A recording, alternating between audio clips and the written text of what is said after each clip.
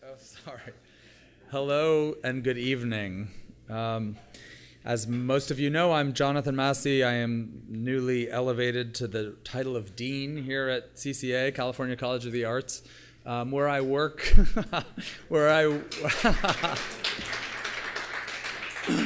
I'm always happy to hog the spotlight, thank you, where I work with the program chairs in interior design, undergraduate architecture, and graduate architecture, and many of you as faculty and students to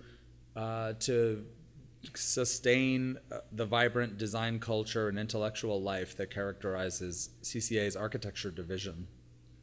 So those of you who were here last week for the first lecture in our spring series by Sarah Whiting joined with some really good questions and observations afterward, I thought, joined a good conversation about the role of form in our discipline.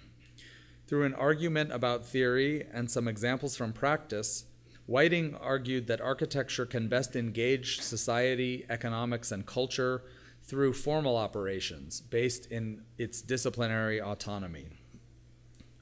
Tonight's speaker, Sylvia Lavin, has led the call for us to think about architecture in quite different terms. Her book, Kissing Architecture, for instance, explores the attraction between architecture and other forms of contemporary art.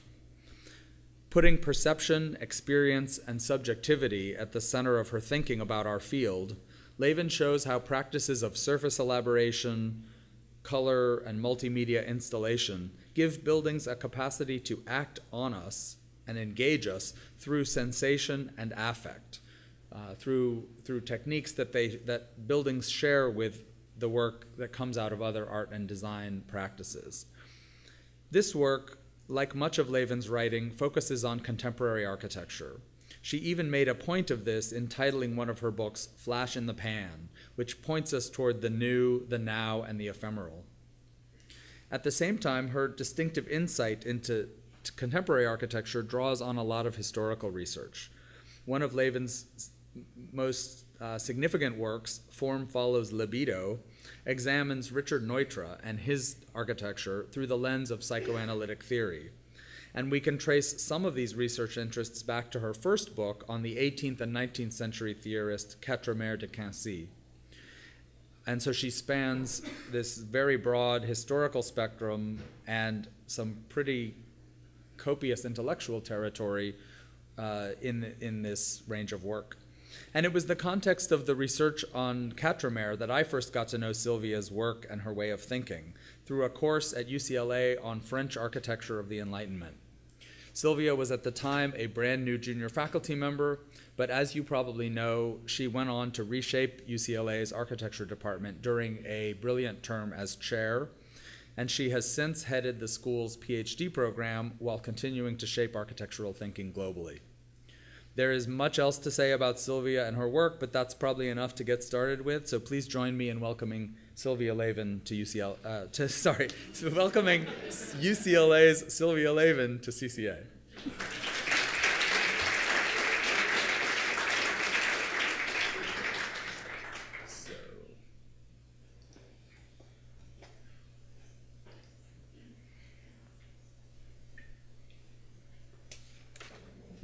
Thank you. Thank you, Jonathan. Really, it's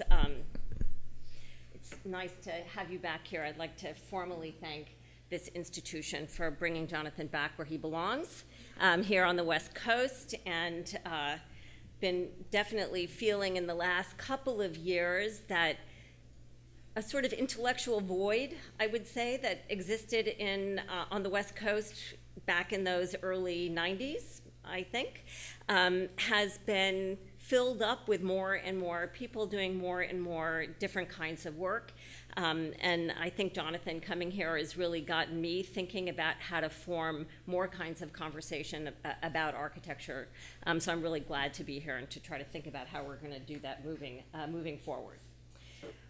So, okay, I need the thing in my face. All right, so tonight I am, unlike Sarah, I'm not going to give a coherent, cogent argument because I feel more or less amongst friends I see some I'm not sure I'd call them friends, some interlopers back there 3/4 of the way back. So what I'm going to do instead is a little bit think out loud. I'm at the beginning of a new project, which is somewhere between a research project and a curatorial project. And I identify it in these loose terms because I think that the kind of work that I'm trying to do reflects some of the ideas that I'm trying to think through in relation to the work of others. So it begins maybe with a sign like this. I suppose I should have found a sign that didn't have an area code so that you could identify where it was so easily. But I hope that you'll believe me when I say that a sign like this could be just about any place in the world, probably is in every major and minor city across the globe. Now, this particular sign, while it may not be very elegant, signifies very clearly. We already know just from this sign the kinds of things that we're going to find inside.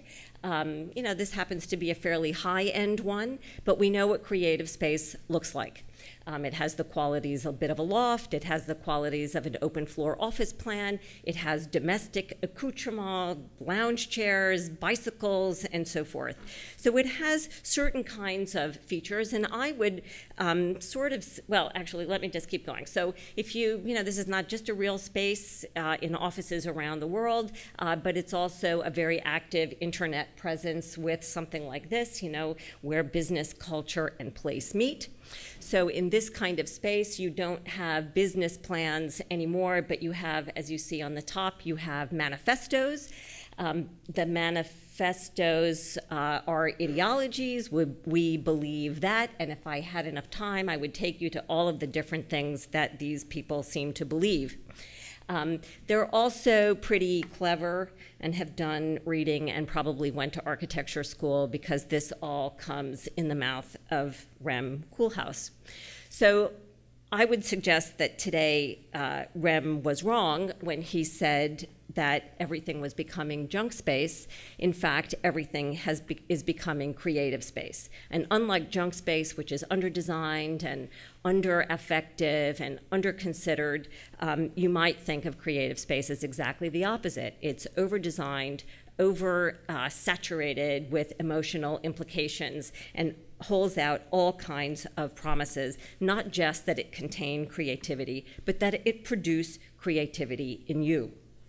Now, when you think about that shift, we might start to get a little bit more specific in terms of what a creative space is. This happens to be YouTube Space LA. This is something, I suppose, that this part of the world now exported to the Los Angeles part of the world, but it has certain kinds of characteristics, again. Generally, like this building, it's a kind of parasite of a decaying infrastructural in late industrial production. Then it becomes a little bit more specific. I'm showing you a series of images of the same space, highly flexible, super technologically mediated, full of living spaces, but the whole thing is actually a massive machine. Every surface is embedded with all kinds of technological apparatuses to facilitate the production, essentially, of YouTube videos. What is even more sophisticated in some way about this place than the nestling of a certain kind of design with a high technological, invisible infrastructure is the fact that it comes along with this space comes a whole educational and ideological platform. So if you want to become a YouTube person, what they call creators, they have an entire a school, essentially. It's an art school. Actually, if I were a young art student today, I don't know why I would come here. You can go to YouTube space everywhere in the world. They're proliferating like mad.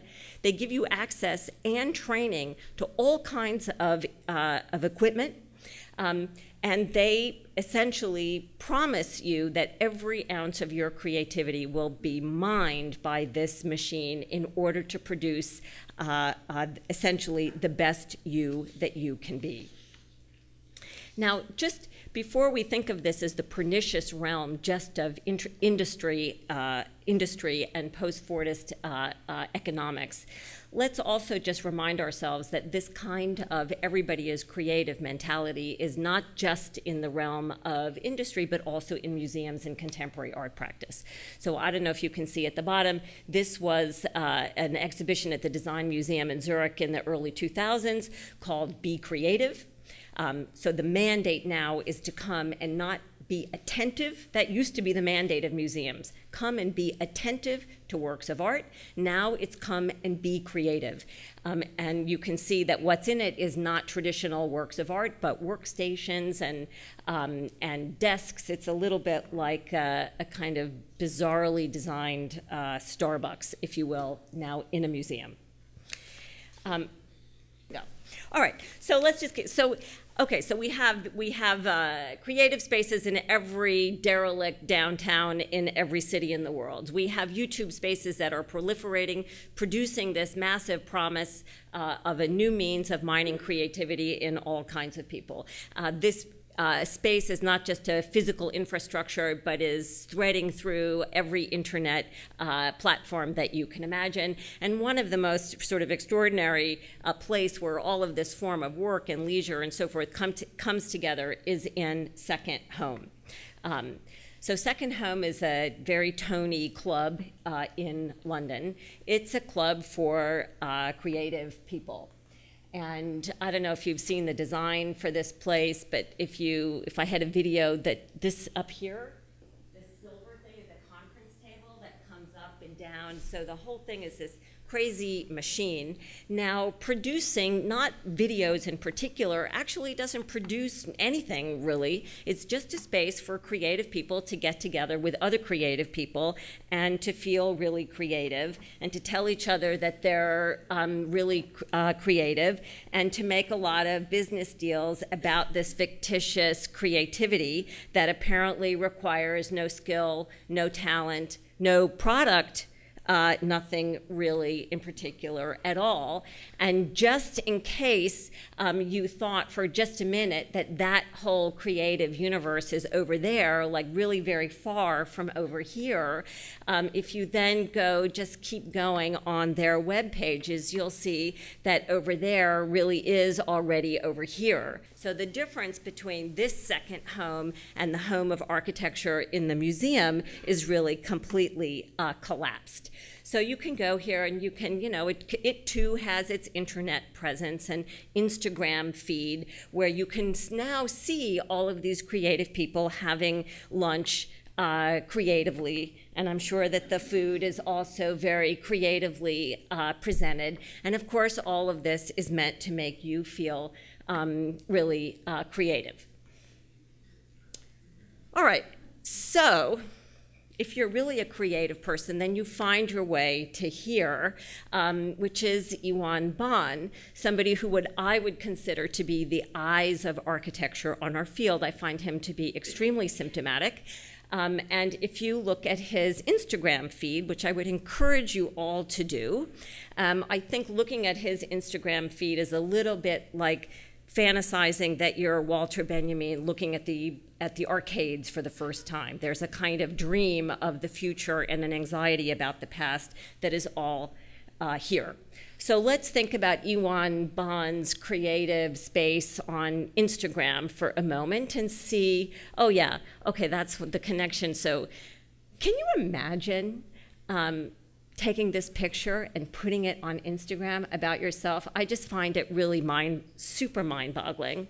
Anyway, so if you go along and you see that today he was in Zumthor. Apparently he has really very little discrimination because he'll take a picture of anything. So, Zumthor one day and, China another day, and he's very happy to let you know that he 365 days a year sleeps in a hotel, and then we're over here, and then you start looking at it, and it's an awful lot like YouTube. If you start reading all of the things at the bottom, it's super conversational, very chatty, very informal, lots of chance encounters. Oh, saw you flying over Haiti the other day. Why don't you come and have a drink? And then it also becomes didactic. didactic and educational. Hey, Iwan, what camera do you use for these? Yeah, iPhone, idiot. I mean, pretty much, right? So there's a whole thing. Okay. Actually, I really love his work, but but it's just like it's a great straw man for making this kind of argument. So if we look at it again a little bit more analytically, one of the things that we would have to understand about his work is not just its internet presence and this sort of informal chatty thing, but to see how that informal chatty thing actually informs the work and the way it produces architecture. So the key aspect of all Iwan Baan photography is the bird's eye view. Very particular kind of bird's eye view. We often see the bird. It's very important to him that we see the bird again and again. I mean, that bird is always there, and sometimes it's just the bird. So when he says, I use the iPhone to make these pictures, this is actually just a half-truth because the iPhone is connected to a helicopter, and this is a very particular kind of connection because it produces this downward view. It produces a look at the horizontal plane. It takes architecture out of the vertical stance of a traditional phenomenological view. It reorients the picture plane towards what Leo Steinberg, in a really famous essay, described as the flatbed. Right? So this reorientation of the picture plane no longer suggests an analog of visual experience, but rather an analog with operational processes. This, Steinberg argued, was a change in the visual field that constituted what he called a shift in the psychic address of the image, which is now a work surface rather than a view, a place where anything can adhere. So if you start looking at these images as the reconstitution or a symptom of the fact that architecture has been reconstituted across this horizontal plane, it starts to become a little bit more interesting. So when Steinberg gave this lecture on the flatbed, which was at the Museum of Modern Art in 1968, he's had in mind works like this, works that he described as requiring a constant horizontality. This was necessary, so he argued, to produce a symbolic continuum, and I'm quoting, a symbolic continuum with litter and the workbench. Its address is not a subject conceived as a traditional psyche, but a data ingesting mind. These images, according to Steinberg, don't travel through the channels of affect, which Jonathan mentioned before, but rather seek out what Steinberg calls the consciousness embedded in the brain of the city. So this is an argument that he's making in 1968, and I think of it as a change in the address of architecture that we haven't fully registered. So we can go back and we can think about the transformation of the work of art into a plane of action. So this is a very famous example of it. I think Steinberg was really betraying a kind of East Coast bias when he didn't mention Ed Ruscha in his lecture, because Ruscha is probably the quintessential artist to have produced this, to have registered this reangulation. We might think of his Royal Road Test book as really a first inkling of what would become Iwan Baan's Instagram account, because this is, in fact, an itinerary. It's an itinerary of a journal with stops that are marked by photography. And the photographs are moments of marking Ruscha taking an old typewriter, which is to say language itself, and breaking it to bits on the sidewalk and documenting this action of the dissolution of one language to produce another.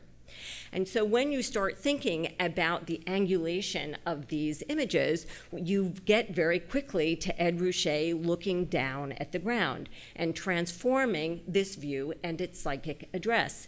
And of course, we also know about Ed Ruscha that he was always up in a helicopter, right? So Baan is consciously or not, following in the footsteps of this view. Oh, so maybe it's kind of conscious because here he is doing it over LA. Now, we know that Rouchet has already been brought into architecture. We might look just for a moment at the Design Quarterly issue, which devoted to the concept of conceptual architecture. Very strange in some way that John Margulies, the editor, invited Rouchet to contribute to a journal that otherwise had, I don't know, Super Studio and Craig Hodgetts and Robert Mangurian. I mean, it had sort of mostly architects, and then there's Ed Rouchet.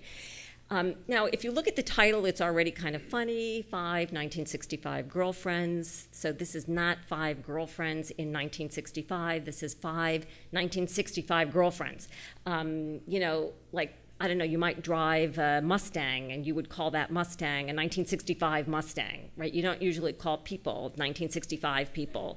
So these girlfriends are already being turned into machines and they're represented through machines. Let's say this is part of what the conceptual apparatus is. You just gotta love Rouchet's kind of nerve. He's sending in photos of his girlfriends. They're all lying down, his ex-girlfriends. And, he doesn't even take the pictures himself, right?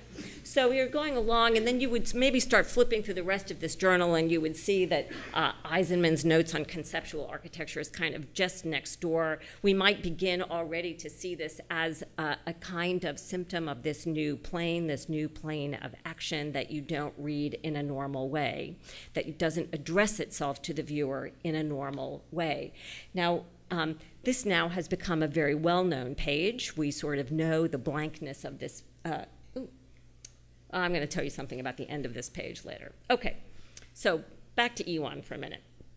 Now, there are some differences between the sort of conceptual apparatus of Ed Rouchet and those of Iwan Baan. This might even be exactly the same road that Rouchet was driving around. And the reason I can say that, and this is where the difference comes in, is that Instagram, whether you like it or not, lets people know where you are. So Iwan here is very close to Pappy and Harriet's saloon, which is actually a real place, or kind of.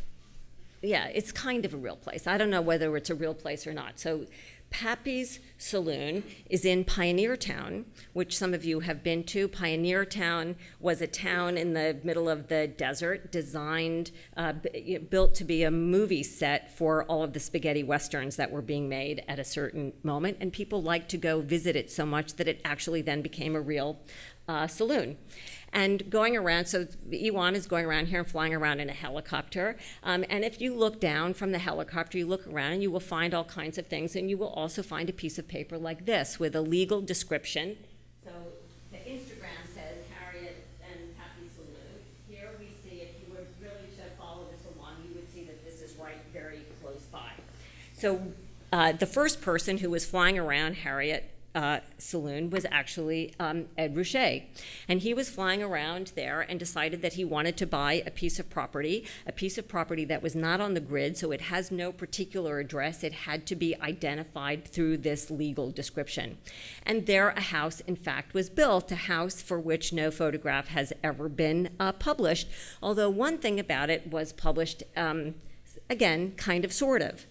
So if you it's a real house. This is actually a plan. This is a drawing for the house. Now, if you ever take the time to look at Frank Gehry's first monograph, and you look in the front of the book where it has a list of all the projects, you'll go down it and you'll see the Ed Rouchet house. So if you're me and you're kind of interested in art and architecture and you see that Frank Gehry did an Ed Rouchet house, you would go, oh, that's cool. I'm going to flip open the book to the page that it sends me to find the Ed Rouchet house. And there is nothing there. So it's just listed in the table of contents, but the house itself disappears. So strange that you would put it in and then not put it in. So, okay, so then you go to the archive and you think, okay, maybe this is just a fiction of, what is it? So, but there are drawings. They look like this. If anybody knows what a Frank Gehry looks like a Frank Gehry drawing. This is Frank drawing again and again. It's like working, right? You don't get paid for he's working hard. And then maybe he stops working. Like, what is that? That's kind of the worst drawing I've ever seen. I would think. This is kind of a bad drawing. Okay, so you got to dig around some more. You really, and then okay, shit, he really worked hard. Like, this is, okay. So it turns out that this is the story of the house. So Ed Ruscha had been collecting pieces of architecture, just the way he was collecting parking lots, 36 parking lots with a lot of stains. So why not like 42 windows? Why not a bowling alley floor? So one of the reasons it has this total bizarre shape is it had to have one long skinny lane to put a bowling alley in it as the floor. So then when you'd ask him about the house, you know, I kept this email because I just so loved the email response to this. You know, well, really, I designed the house, and Frank just helped me with it out of love and friendship.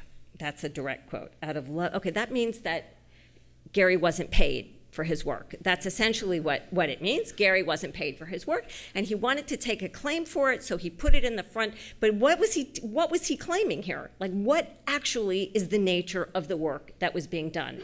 It's real work, but it's work that doesn't add up to a product that we really know how to commodify. It's actually really interesting. So there's actually superb intelligence going on. All windows are casement-type windows. Okay. To me, that means they're all standard casement-type windows. They're the same. Where window size does not fit concrete block, how can a casement window not fit in a concrete block construction? It doesn't make any sense.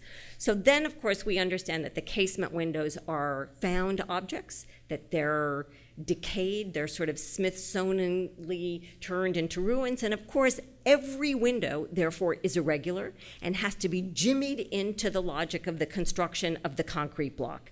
So there are many forms of conflict here that have to be adjudicated, including the fact that one of the things that Ruscha was collecting was stock images of Western architecture. So now that you know that what he wanted was the house to look like a stock image made out of stock parts, put together essentially with spit and glue, the shimming of all of the windows, and I go back and I show you this terrible drawing. Actually, the drawing is pretty good. Like, if I asked you to sit down and do a drawing of a stock house in a Western, this is probably what it would look like. Now, what I'm trying to suggest here is that there's a whole way of looking at all of this work that does not have to do with the normal things that we associate creativity with, which is to say the externalization of a kind of psychic impulse, but rather systems of work that come together in a complex way, systems of work that we really have to look at in new ways in order to try to understand how they operate. And this is one that requires us to go from looking like this to looking down at this. Now, yeah, at this. Okay, so let me just take a little moment to walk you through a very complicated history, which I'm going to sort of reduce to a couple of sentences, that has to do with something like making an argument something like this. First of all, creativity as we normally understand it in everyday speech, the way YouTube means it and so forth, is a very recent development. It's one that is really limited to the 20th century, and it is rooted in this idea that art objects and various kinds of objects externalize internal psychic conditions. Now, if we go back very, very briefly through the history of architecture, we can see that this was a very, let's say, slowly fought-for battle. So if we begin with Michelangelo, for whom the notion of a kind of creative genius, many people think that Michelangelo typifies that, he very famously said that the figure lay always dormant within the block of stone, and his job was to unleash it. So which is to say that Michelangelo had a very particular role to play here, but the figure itself was not his creation. The figure was God or nature's creation, and all he was doing was revealing it. The figure is not of Michelangelo. If you then go, say, to the 18th century and you go to somebody like Quatremère de Quincy, who was full of an interest in affect that then in the 18th century went by the name character, Katzenbauer probably wrote more pages on architecture than any person alive or dead, many, many thousands of pages. And to the best of my ability, he never used the word creative or creator or created even once. So now he uses terms that are related: caprice, imagination, invention. He uses certain of these terms. Character is probably the clearest one, and you might think of this in relation to Boulez. This is part of the work that was called The Architecture of Shadows. The work was meant to produce emotional responses and all of that kind of thing. But they were not Boulez's emotional responses.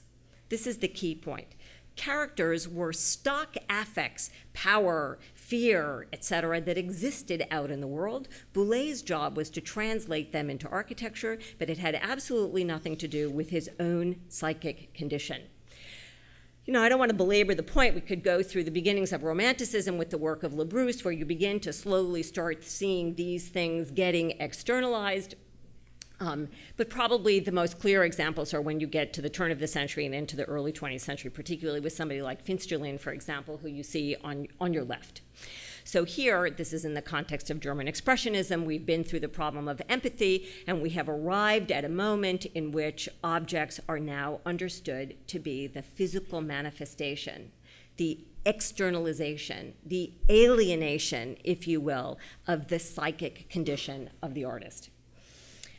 On the right, you're looking at Le Corbusier's, he called them basically objects to provoke poetic reaction, right? So these were tools that he designed, if you will, in order to provoke, to facilitate what was understood to be a very difficult process of externalizing, finding the means to externalize these internal feelings. Now, if we look around again, in the late 19th century and into the 20th century, you can find many devices, let's call them instruments, that were designed precisely to promote this externalization. In architectural circles, the most famous ones are the Froebel block sets. These were called gifts, and the idea was to provoke enough frustration in the child that they would then respond to these objects by finding new and creative ways to produce them. Now, actually, let me take a step back. By this time, creativity is not only a phenomenon that describes works of art, but in becoming a quality of the psyche as such, creativity went, in the very moment of its becoming important, became not something that differentiated one person from another, but rather became a human attribute. So at the moment of the birth of the idea of the creative person, the creative genius that we might associate with Van Gogh and, you know, individuals cutting off their ears, it was actually already overdetermined that creativity was going to become a mass phenomenon. Once it's a basic human faculty, it is no longer possible to conceive of it as fundamentally unequal in its distribution. Now, there might be people who are able to realize this potential more fully than others. And the two ways of realizing this, what was considered to be a universal potential, were the mechanisms, if you will, of play and work. I'm trying to reduce this a very complicated history, but the idea is that everybody either played or they worked. And one way or another, these two forms of human activity would become ways of externalizing this force. So if we think of the Froebel blocks as play, we might think of something like this as the way work happened. So, you know the Duchamp image on the right. You may or may not know that the Duchamp image is based very much on the kinds of learning to draw, work-a-day drawing that happened in French schools from the middle of the 19th century on, preparing people not to be artists, but to be industry ready. So the drawings you see on the left were meant to prepare, particularly men, to be able to operate machines and work in industrial production, to be skilled. And so this is one of the things that happened to creativity at this point, was that it had these two different sort of vectors. One was the vector of skill, which was talent. This was something that could be learned. So if you were given enough learning, you could express your creativity that way. Duchamp, the intellectual, would be the learny kind of person. And Corb is more the poetic extraction, if you will, although there's plenty of learny stuff going on in there. So at this very moment in which these skills of forms of learning and forms of playing are producing what we think of as modernism's, but, quote, creative masters, you start to have a whole generalizing of creativity, if you will. If we turn to the Eameses, where they're working and playing, these two modes are still operating in parallel. But as they're working and playing, and you can never really tell if they're working or playing, this confusion of work and leisure that we saw in Second Home and so forth is already happening. And not only are they becoming sort of generally creating all the time, their creativity stops being associated with any particular form of product. They're architects, they do this, they do that. Pinning themselves on the wall is creative. They dance around, it's creative. We know perfectly well that Ray Eames thought rearranging the tchotchkes in her house was a form of creative expression. There's something all about this where even just, you know, looking at your slides in a sly way is also like somehow creative. But, so the beginning of the creative life and the third economy of creativity is here. But it's really important to recognize that the one person who did not see things this way was Eames himself, who indeed claimed that he believed in neither talent nor creativity, but just, and I quote him, people who are really interested in what they're doing. He argued quite vociferously that he felt it was impossible to reconcile self-expression with the creative act.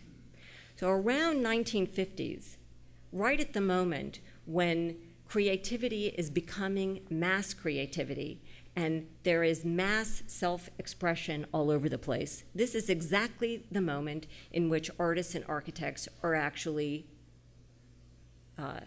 receding, moving away from the idea in total. So if we just look at this in a little bit more detail, if we go to the Netherlands, playing and working are the two key terms in the famous book on Homo Ludens.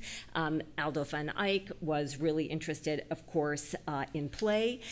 He designed, I think that they can't even count how many there were between 1947 and 1978. Some people say 1,700, I don't know, an enormous number of playgrounds all around the city. So on the one hand, this was clearly an extension of the kindergarten movement with Froebel blocks and so forth. The idea was to stimulate the minds of children by giving them abstract and undirected opportunities for play. For Van Eyck, mass creativity was the best means to resist a society of control, and these enormous number of playgrounds, which he called tools for imagination, were in this sense acts of resistance. However, the essential point is that they were not tools for Eyck's creativity, but rather instruments for the amplification of creativity in others. Rather than the expression of internal psychic conditions externalized, they form a virtually continuous horizontal plane that begins to form an address to the brain, this brain that Steinberg called the brain of the city. So we could rewrite the history of post-war architecture along the lines of work and play instruments for the production of creativity in others. I'll just give you a couple of little examples. So in the Netherlands and more in the north, they were really interested in play.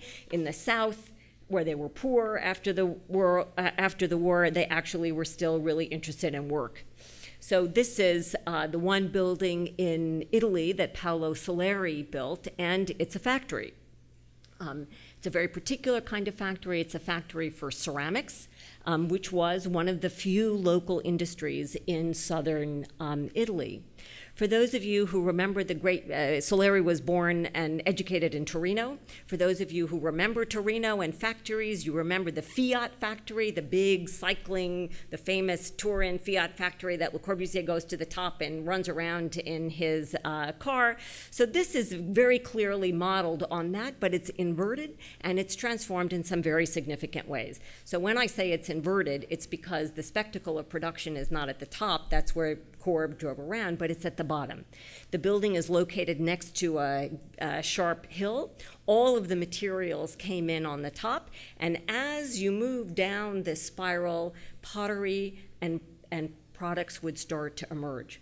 It's interesting to think that spiral in the Fiat factory was really just for show. It wasn't actually for production. Here, Salieri was a potter. That's what he knew how to do. He knew how to make ceramics. And in fact, he made the building out of the ceramic vases that were made locally in this community. So it's made out of a kind of artisanal craft. Up at the top, you see where the sort of palm trees, there was a school, thinking ahead to, Iwan, what camera do you use?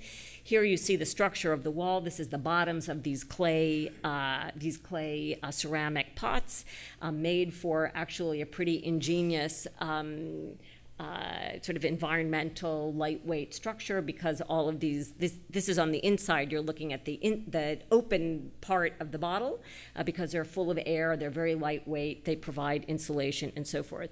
But really what you see is a spectacle of production, and as you cycle your way down, you see the pots slowly being made, and of course what you see is this sort of celebration of artisans making these things. Just, the guy on the right has been working there since Salieri built the factory, so they were really weird children. Now, if you sort of if you move ahead, and for those of you who know what happened to Super Studio towards the end, Super Studio ended up doing a celebration of the tools of Italian artisanal craft. So here you have a kind of transformation of interest, a turn of address, a re-angulation of vision from the product itself to the tools of its making. I'm sure you know all of these buildings perfectly well, but if you think of Cedric Price, and you think of, on the one hand, the Fun Palace, and on the other hand, Pottery's Think Belt, you have, again, these two conditions of play on the one hand and work on the other, work now being conflated into education and the extraction, let's say, of these potentials from a mass and a now massively creative population. So here, one of the things that you see back to this plane of action is the being engaged in this kind of space becomes itself a substitute for, not really a substitute, but a kind of place of experience of a new kind of aesthetic condition. Now, I want to run through a few last little things before I get to the totally last thing I want to show you. So you might start hunting, in other words, for ways, for tools that were used by architects and others to transform people into these sorts of willing participants. One of them is games. So of course they come from the military. This is from the Civil Defense Agency. They go into environmental planning. Victor Gruen designs a game. He designs not only the game, but the rules of the game, the pieces of the game, the institution that houses the game, the rules of the game. Buckminster Fuller is obviously doing games and changing the angulation of vision with these games and so forth. And it all comes back into architecture schools with stuff like this. This is an early computer game that simulates a kind of design process through computation. Probably the best known conversion of all of these sorts of issues is in the medical faculty building by Kroll, which you know through, Charlie Jenks writes about it as a model of ad hocism and so forth. But this is really where users stop being users and become, let's say, co-creators of a certain kind. They help build. The instruments used by the architects to design, like model making, become instruments designed designed to provoke certain forms of participation. This is one of my totally favorite. Let me find my little quote here.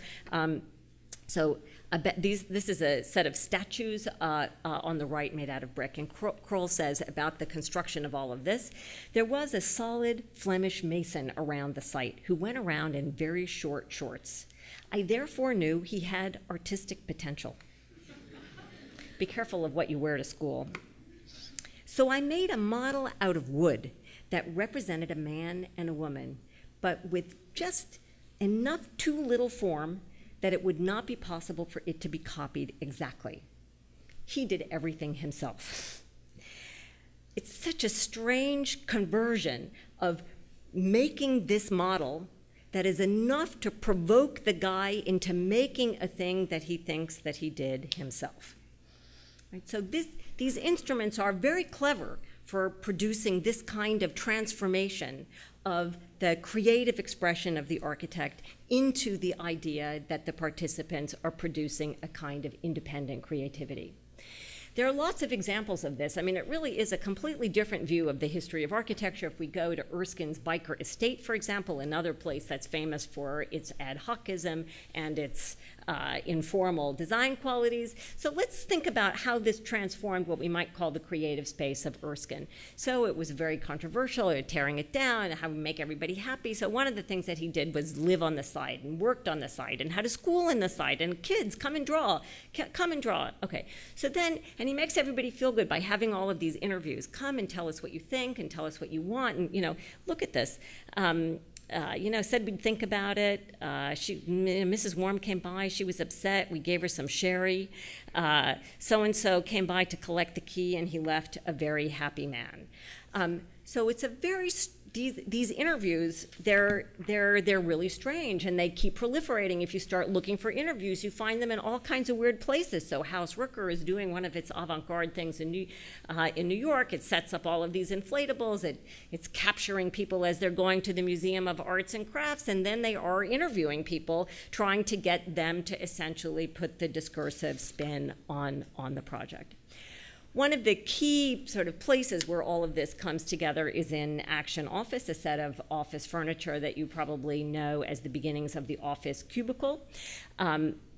The thing that's interesting about Action Office is not so much, the office. It's meant to produce creativity by having people moving around and talking to each other and bumping into each other and changing desks into drafting tables and, the whole ideology of the office as a creative landscape. But to think about the instruments that it developed to produce this kind of creative ideology is super fascinating. So all kinds of interview forms. These were really meant to be used by salesmen at first to get them to pitch the furniture in a certain kind of way, and then ultimately the idea was that the office manager would through this process learn to be his own architect. So of course, if you're an architect, you have to have grid paper, you have to teach them how to use grid paper, and then you start to teach them how to use models and use photographs of models, but they don't really know how to use models, so Action Office 2 came out with an Action Office model kit.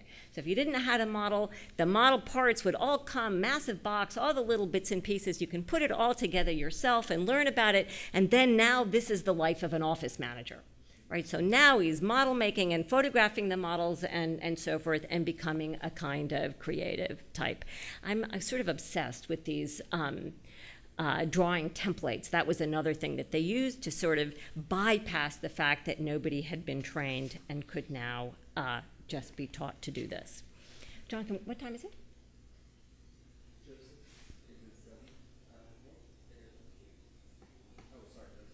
Okay, so let me just finish with one last step here. So when Action Office 2 is coming out, it comes out with this President's Report, nice little thing that it distributes around, and one of the first things that you see in it is this. I did not deliberately obscure the caption on the bottom. What this is Foster's office, the office in which this building was designed. So we can see, we can see here the continuity even in the green of the carpet, the production of this new horizontal plane, the very horizontal plane of action that Leo Steinberg was talking about. It begins here. This begins the kind of creative commons, if you will. We see a very, very quick step, a short step from here to second home, and we might really think about the steps that we might take in order to avoid ending up here. I had a whole bunch of other stuff that I was going to show, but I'm going to stop there because it's 8 o'clock. Okay? So thank you.